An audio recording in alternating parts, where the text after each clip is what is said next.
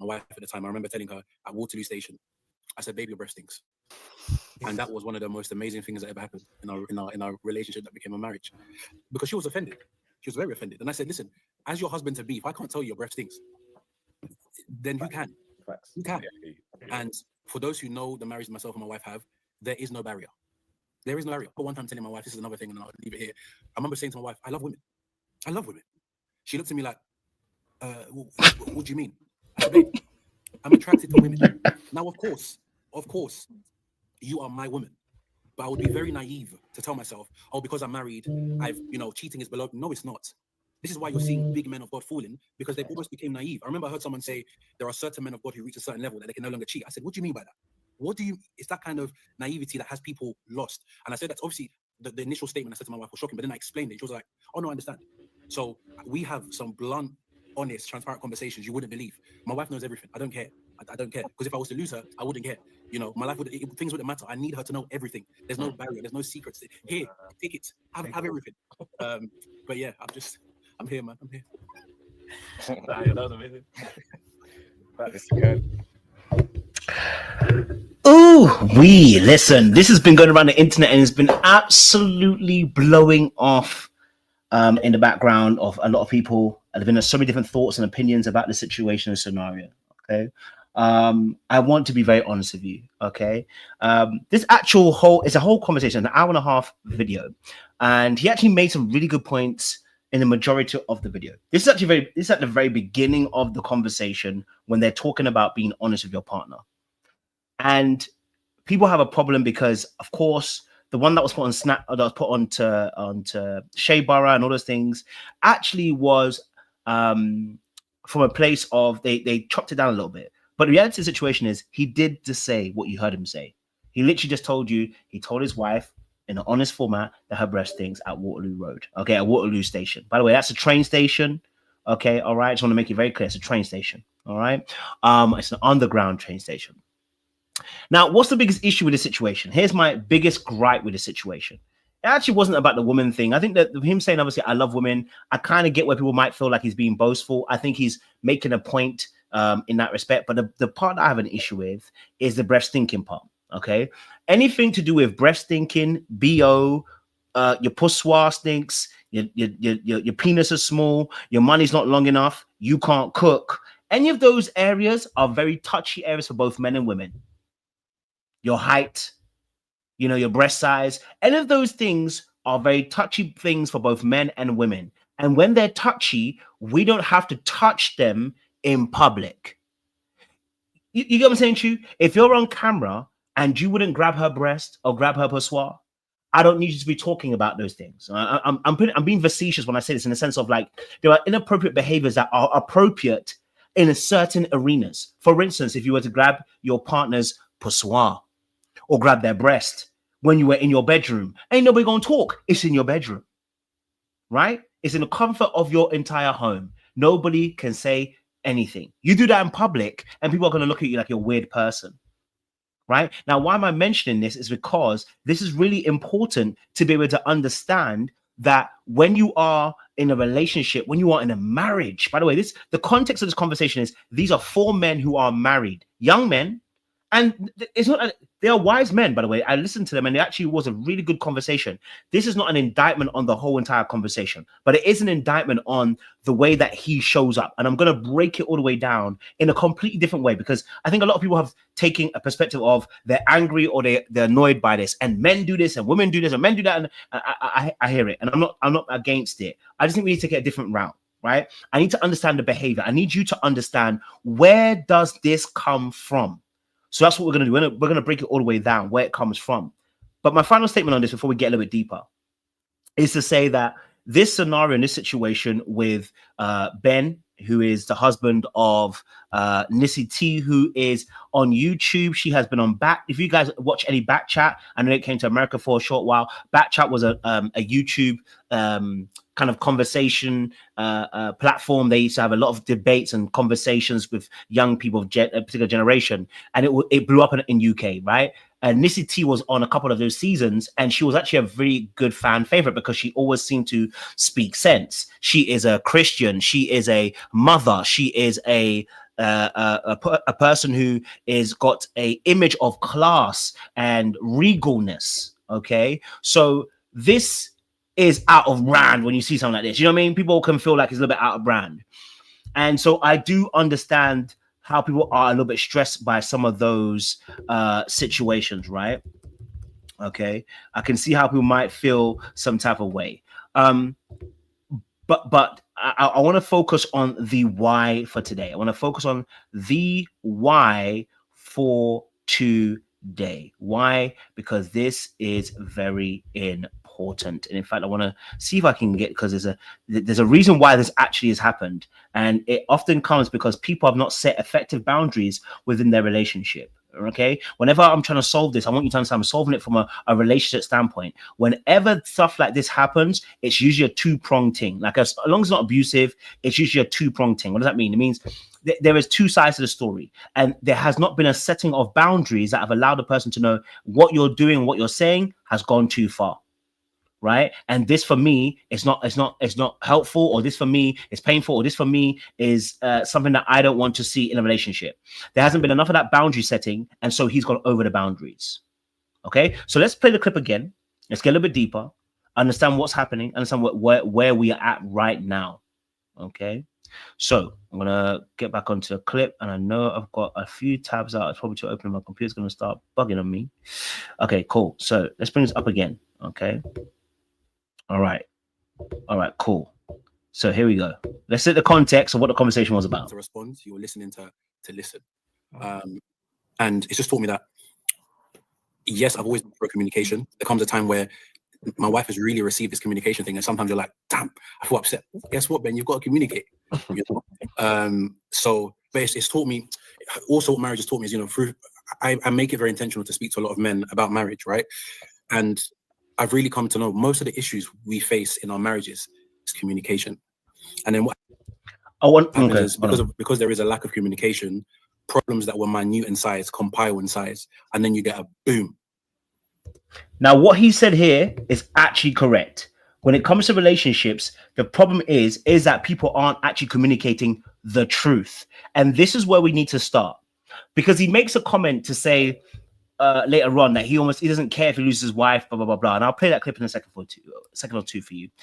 But why is this part important? Why am I focusing on this aspect in terms of the relationship? I'm focused on this part because this is where the conversation begins. It begins at the part of we need to be able to communicate better with our partners so that we actually get a better result. That's a good platform.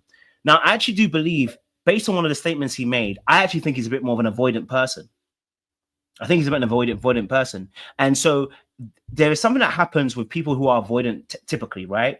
Is that because they often don't share the truth, because they want to give grace to people, they want to make the place a safe environment for other people. They don't want to say something so that it also comes back onto them. They don't feel safe enough to say something's wrong because they don't want to be told that they're wrong. Even though it's not them that's been wrong, it's what they've been doing that is wrong. And that's really important too, because that's what starts the fire. Because when you don't know how to share things effectively, you tend to overspeak, or you tend to say things in a manner where you're not considering the other person's feelings. So let me just come back a little bit before I go any further. If you don't know anything about attachment styles, let me break this down for you. Attachment styles is simply the way that we emotionally connect in relationships. It's oftentimes birthed through the environment and the childhood that you actually encountered. Now, some people would say that it's affected by the way you know, what environment you grew up in terms of later on. Yes, those things also are important, but mainly most people's attachment styles are really birthed in their childhood, okay? And then they're adapted as we grow. And so what we see with people that are dismissive avoidants usually grow up in households, and you may be able to identify this. They grow up in households where the parents were emotionally neglectful. Okay, and then the parents were dismissive, either they were mocking of the child's emotional needs. So let's say, for instance, you as a child might say to your dad, "Hey, I had a good day at work," and your dad's like, "Okay, great. I've got work to do." That's the dad being dismissive. He's emotionally being neglectful, but it's him being emotionally dismissive. Okay, and then there's another aspect where it's like a child may say, "You know, I felt sad." Okay. You know, I felt sad. I'm hurt. And the parent might say to him, suck it up. You know, you're a boy, you're a girl. You know, in this life, life is tough. Get on with it. Get up. And that again is dismissiveness, but again, it can lead to emotional neglect of that child. What that child learns is that it's not safe to be emotional. It's not safe it's not safe to explore my emotions. My parents are letting me know, my caregivers are letting me know, this isn't a safe space to explore those things. Those things are weaknesses.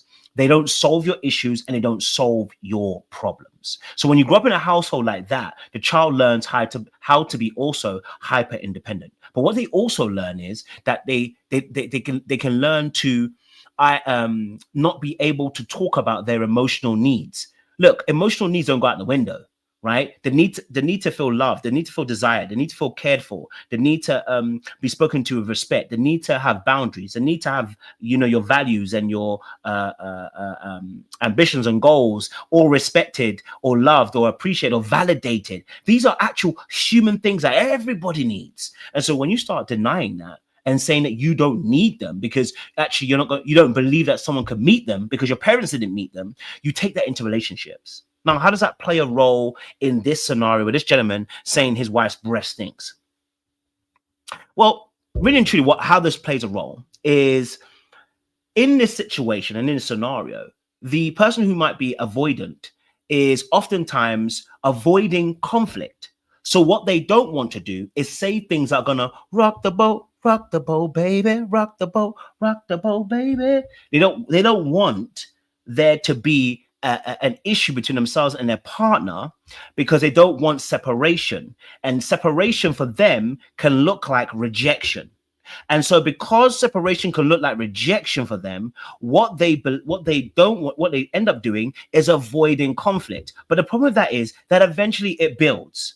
But then what happens when you get told that you need to speak up in your relationship? You need to speak up in your marriage. You need to speak up when you're when you're with your friends or your family or your loved ones or your romantic partner. What happens when you're pushed to speak up? What happens when the therapist tells you you should speak up more? Well, what ends up happening for a lot of people, and this is what happens when we teach people in coaching as well, is that we go to the farthest region. You see, there is a lack of balance that comes out. Why? Because you haven't practiced balance. So you go to the complete edge. Oftentimes we might call this a little bit of a crash out, right? So someone might, you know, let's say for instance, in this scenario, the breath situation. Should I come out at Waterloo Road and tell you that your breath stinks? Well, actually, I can. I can tell you that. I can pull you aside and say, hey, babe, listen, babe. I should have told you earlier. Your breath's just a bit hot. I'm sorry to tell you. Since your breath's a little bit hot, I don't want to embarrass you when you go out there, babe. Here's a gum. I can tell you that. Now, here's what I'm not going to do. I'm not going to come on a podcast and then tell people I have hard conversations with my partner. I have to, I tell her the hard things. I tell her sometimes if it needs be that her breast stinks. Why would I not come out and tell her that? I wouldn't come out and tell her that unless I also say, and there has been times where me personally, my breath too has been hot and she's had to pull me aside and tell me. Now, what's the difference between me saying that versus me saying both of us, our breath stinks? If you're in a chat with me, if you're watching the replay, leave a comment down below. What is the difference between me saying, hey, my wife's breath stinks, and then leaving it there versus me saying, yes, my wife's breath has been hot before I've told her, but I've also said, and then I go on to say, well, actually, there was also a time when my breath was hot and she had to pull me aside as well, bro, at a party. It was, what's the difference between me bringing that version versus the first version? The first version leaves only her being exposed. The second version I gave to you leaves us both exposed, and that allows us both to be in the box. But you can still get in trouble for that. Oh, no, you don't know. You can still be in trouble with that because if you've not consulted your partner about you being able to share this exposure, they can still feel some type of way, irrespective whether I shared the fact that both of us do this very thing. See, that's the thing about relationships. You can't run ahead. You have to be in tandem. It's like an egg and spoon race. If you run ahead without consulting the other person, you can injure the other person or injure yourself. Okay, so I wouldn't come out and expose my partner in this way unless we've agreed to have that conversation. It doesn't reflect well on me as a leader, and I'm exposing you to. But again, I want to come back to the points, and we'll get to this in a second or two. You get a big explosion, and what both, what both individuals then failed to understand is that, yes, the boom came because of this, current problem, but look behind this current problem. There are multiple problems that just weren't dealt with, and they can be, dealt with very, very, very easily just through communication. Again, he's making a great point about if we don't address small things, they become big things and it blows up later on, which is actually in alignment with what actually happens with avoidance, both fearful and dismissive. Their fear of conflict, and even anxious people too, sorry, by the way, they're also in there. Okay, all right. At least, at least in that space, right, that the avoidance blow up because they finally had enough. They finally got to a point where they stop pretending that they're okay. That's why the blow up happens. Okay, so this is really important to understand this. When a blow up happens, it's because in that scenario where it's been piling on, it's because people have not opened their mouth to communicate, and they're not. And usually, the reason why people don't often open their mouth to communicate, usually, it's because they don't know how to communicate. That's the issue. A lot of people don't know how to do something. When I say how, I mean the know-how. I remember I said this to my sister the other day. I said, a lot of people know, they just don't know how. Oh, come on, somebody. Okay. A lot of people do know, but they don't know how. And that's the key part. You know you should speak up, but you don't know how. Because if you did, you would have done it. Right? If you did, you would have done it. So I didn't realize my camera was still on that thing, right? A lot of times we talk about people knowing something, yes, but knowing something isn't knowing how to do it. And that's why the action does not follow after. It doesn't follow after, because whatever your actions are, usually they're an indication of where your faith lies. Amen. Come somebody. Whatever your actions usually are, they are an indication of where your faith lies, not your belief. Your belief is simply you accepting the statement. Your faith is saying, I have trust and confidence in this thing. And many people don't have trust and confidence in the procedure or the process, but they believe in the process. So if I tell you, oh, you should open your mouth and communicate and tell your partner things, don't let it build up, you will tell me, yes, I agree. Coach, I'm with you. It makes so much sense. I said the same thing to my partner. But then when we actually listen to what you actually do, you don't even do it. Why? Because you don't have faith in it. You don't trust the process. You do whatever you have been trained to do and what you have faith in doing. And this is really important. This is why relationships start to suffer. Okay. Now let's go back to what he's saying, because he's breaking down some really good points. The thing as well is I've learned how amazing it is to be blunt and honest and transparent. Now let's pause. He says here, he's learned how amazing it is to be transparent and be blunt. Can I be real with you?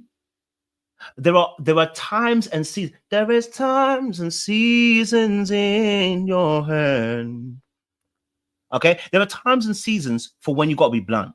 But a man that has wisdom knows the times and the seasons, like Issachar. I don't know how to pronounce it. You know me names. The Issachar tribe.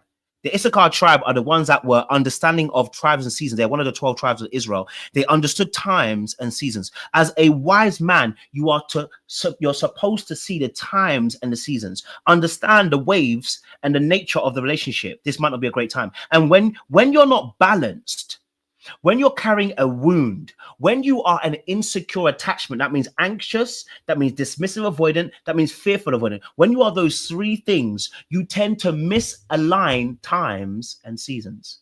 Why? Because you tend to follow whatever you feel in that moment. If I don't feel like doing it, I won't do it. If I feel like doing it, I'll do it. If I'm angry enough to say it, I'll say it. If I'm not angry enough to say it, I won't say it. But actually, you're not paying attention to the time and the season. And so actually what happens is, yeah, bluntness is cool. It's actually not a problem. There are times and there are seasons to be blunt. But there are also times to be very careful of what words you say in this particular moment so that you don't cause more injury in your truth than in shutting up.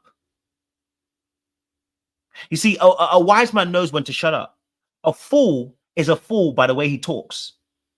By the many sayings of his mouth, he's a fool. And the Bible also says in Proverbs that the fool will get himself slapped by what he says. So when you're wise, you understand that there is a time and a season, and there's a delivery of when I deliver certain things.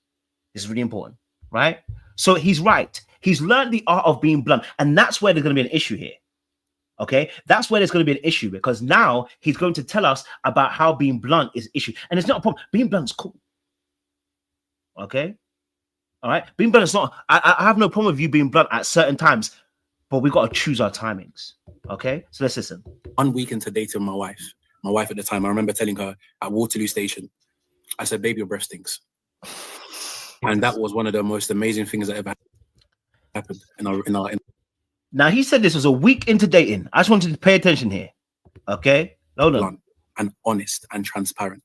1 week into dating my wife at the time, I remember telling her at Waterloo Station, I said, "Baby, your breath stinks." And that was one of the most amazing things that ever happened in our relationship that became a marriage. Because she was offended.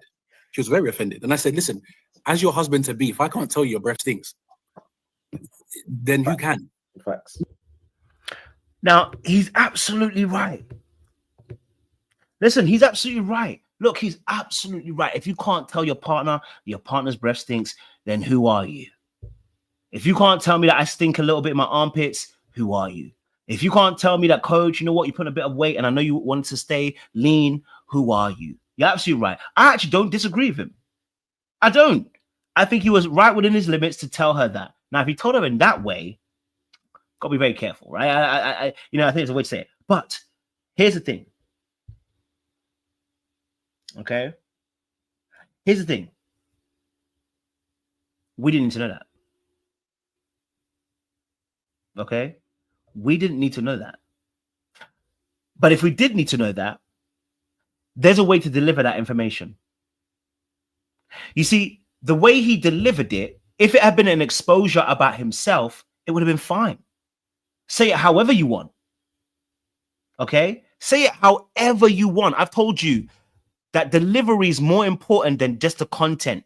It's just as important as the content. If I give you a gift and I throw it at you versus handing it to you, if a delivery man came to your door and they banged on your door, boom, boom, boom, boom, and they opened the door and they dashed the product at you, it don't matter that it got delivered. How dare you throw the box in my face? So now you're going to be pissed off about the delivery, even though they've delivered what they said they were going to deliver.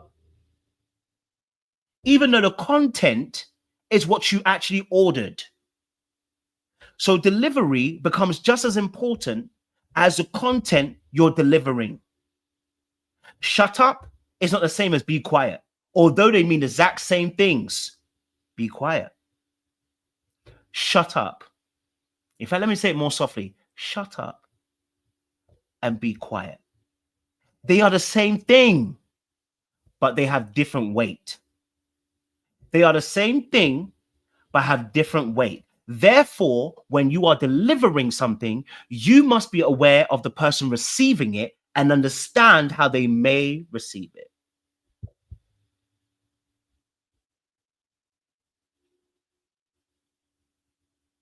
Okay. Cool. You can. And for those who know the marriage myself and my wife have, there is no barrier. There is no barrier. I remember one time telling my wife, this is another thing, and then I'll leave it here. I remember saying to my wife, I love women. I love women. She looked at me like... Now, as you can see, the man that were, especially Lotto, Mr. Kernan, he's actually a musician, a big boy musician in our ends as well, boy. Shout out to him. He has turned his life for Christ around. He's a big boy, like, you know, artist as well. He was originally in the secular world. So he's a massive, but now look at this. Unfortunately, I don't blame him, because you say it out loud like this. He is laughing because it's like, whoa, bro, like what? What do you mean? I said, babe, I'm attracted to women.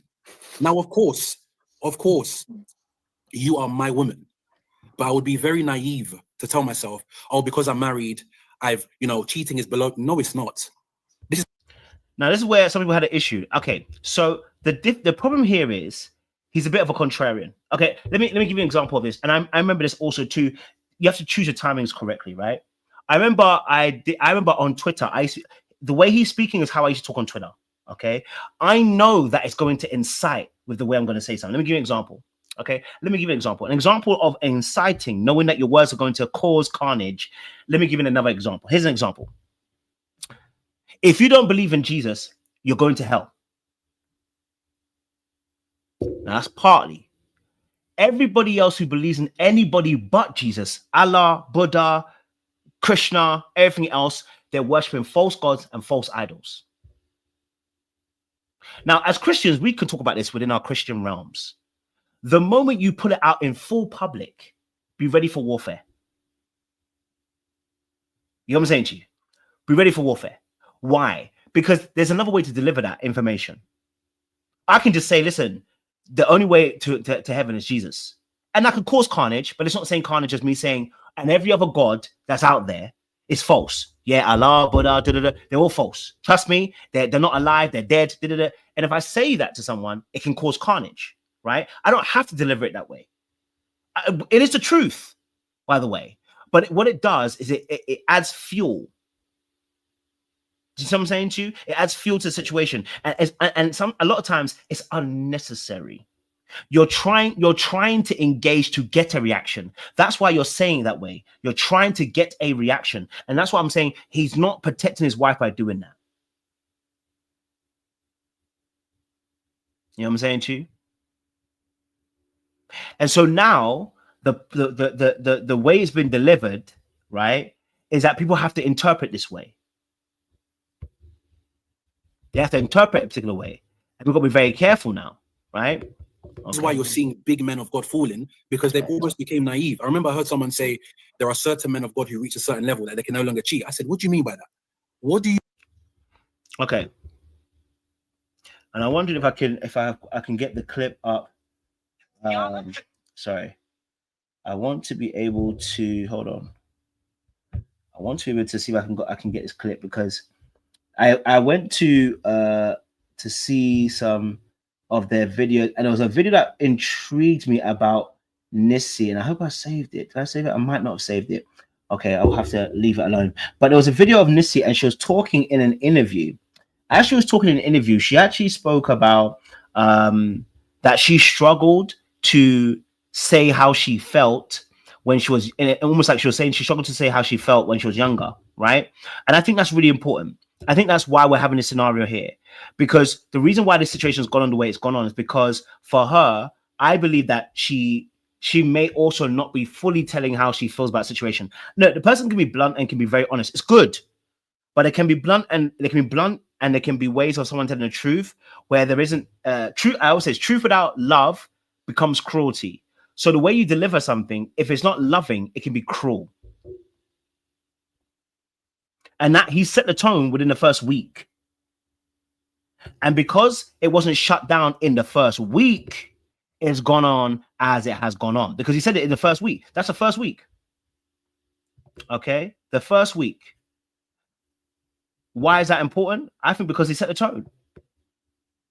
He set the tone from the very beginning. I want to see if I can get the clip. You know, I think it's important here. I want to be able to see if I can get this as well, and stuff. But I think this scenario is interesting, and I'll give you another situation. They actually responded, and the response is quite interesting. The response is exactly the same as what I saw with Solomon Bucci's wife. The response is exactly the same as I saw with originally how Denia Jackson behaved with Derek Jackson. It's the same way. They start clowning and making a joke of it. In fact, let me see if I can get the clip for you guys as well alongside that, the little clip, because they responded to that on a thing. And I said, the way they're responding tells me that there's more to the story. When you respond this way, it tells me there's more to the story, because you're trying to make it out like you don't care and it's a joke, and it's like, oh, it's a simple thing, it's normal. And I'm like, you're not showing us that it's normal, because your response is telling us you're mocking it as if it is as if you guys are good, but you're not. So I'll show you the clip here. Hopefully we can get it as well. There we go. Okay. Let me get this clip so you can actually see it. Here we go. Okay. So let's have a look at this here. Okay, let's go. Here we go. Yeah, I got it up. Here we go. Sermons about Nissy being embarrassed. She's here spending my money buying makeup. Make sure you're Okay, again. the Hold on. internet's making sermons about Nissy being embarrassed. She's here spending my money buying makeup. Make sure you're happy in the real life. In real life. So, babe, come. So, listen, guys, I know it's not Louis. It should be probably Prada or whatever. Okay. But, you know, Yeah. after I've embarrassed you today, is this good enough for you? Is it? It's okay. It's okay. You're slowly starting to make up for it. But to be fair, actually, no, wait, let me ask them a question. Sorry, Okay. XV123. Is this okay? Is that good enough? Yeah, you've got to make sure that you satisfy them. Yeah, I care more about what social media has to say rather than my wife. It's you know okay. what I mean? It's alright. But all I'm gonna say is that this is only a little bit. You need to buy me more. I need to buy more because of the embarrassment. Yeah, absolutely. You embarrass me. Actually. So this is the person who has been embarrassed, is distressed. What do they say? Kangamu Dema. Good. My skin looks. Babe, you're beautiful. Sorry. You're the internet. Now, as much as they're joking and laughing, you know that people oftentimes do this when they're often trying to deflect from the real issue. Okay, all right, when they're deflecting from the real issue. In this scenario, I get it. It may be that it could be a joke, you know, and it can be. But the reality of the situation is, I'm gonna be honest with you. When you start talking about someone's breath, the whole internet is now talking about how your wife's breath was hot blood. I don't care if she cracks a joke, bro. She now has to see memes, videos, TikToks of us talking about your wife's breath as hot blood. Don't tell me she ain't gonna be embarrassed, bro. Don't tell me that, blood. You know what I'm saying to you? Right? Don't let's not. Because I go on TikTok and I only have to type in Nissy T hot breath and it comes up. I type in hot breath at Waterloo Station, it comes up.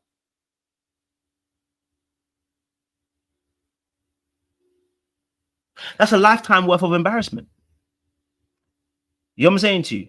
That's a lifetime worth of embarrassment. Now, here's my thing. And my final sentiments on this is, and I'll probably have to do a part 2 on this. My final sentiments on this is, a lot of times people that are, especially avoidants, can sometimes use a truth and they will feel like if they don't tell the truth in the most rawest format, they're being weak and being vulnerable. And sometimes people can feel like if they don't tell the truth in the rawest format, then they're not being authentically them. Some people feel like if they don't tell the truth in the rawest format, then they're being too emotional. And you know, and if I don't share this, you know, because you know you're going to be dramatic, you're going to be over the top, right? You know, I'm not a sensitive person. I just keep it a buck. You've been validated by people telling you, oh, you're a truth teller. You just tell it as it is. And what you don't realize is, no, you're not a truth teller. You are somebody who's actually malicious and you don't realize you're being malicious. And so this is very similar to, I'm going to say it. Some of you might not like it. This is very similar to Timothy Montgomery woman. Is it Tiffany Montgomery? I don't want her smoke, to be honest. I'm not here for the smoke because me personally, I'm all about the word. But when I see certain things or characteristics, it's the same thing.